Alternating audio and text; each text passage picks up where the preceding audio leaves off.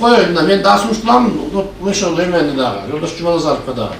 Бул жолку эл каттоонун башкы өзгөчөлүгү маалымат чогултуунун электрондук ыкмалары колдонулат. Мында мамлекеттик жана муниципалдык кызматкерлердин баары өз каалоосу менен каттоочу боло алат. Мындай маалыматтар бүгүнкү өткөн жыйында белгиленип кетти.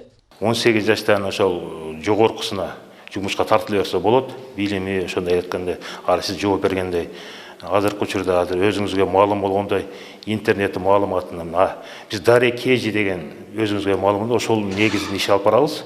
Ал жерде сайттар менен иштейт. Ошондуктан азыр бизде переписчиктерди алганда эч кандай бир Кыргызстан жаран 18 жаштан жогоркулары ишке тартыла берет. Азырынча бул өнөктүккө болгон даярдыктар өз деңгээлинде кетүүдө. Анткени даярдык дээрлик бүтүп калганда 2020-жылы пандемиялык шарттан улам эл каттоо токтотулуп калган болчу.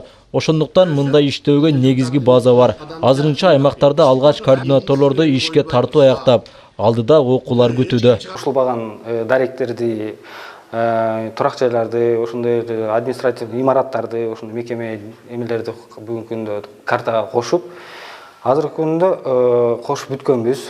Анан ар бир район, шаарда өзүнүн саатысы болот. Ал сааты менен бөлүп бүгүнкү күндө бөлүп бергенбиз да. Айыл боюнча, шаар боюнча, ошондой эле шаарча боюнча болупчу. Жалал Абад облусу боюнча эл каттоого 94 координатор, 472 инструктор жана 4518 каттоочу тартылат. Облустагы эң чоң район болгон Сузакта да даярдык иштери аяктап калды.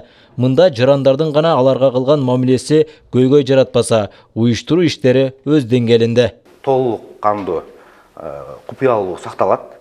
Адамдын фамилиясы, эме, отчествосы баары толук жазылбайт.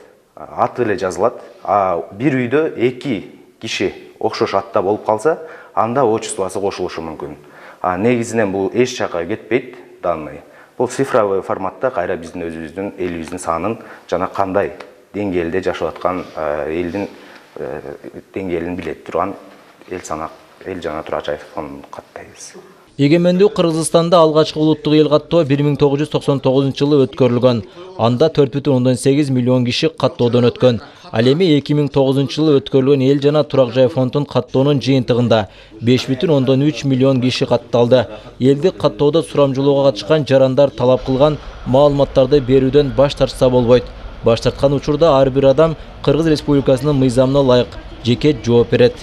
Ильяс Турдубай уулу, Байман Тургуналиев, Жалал Абад облусу.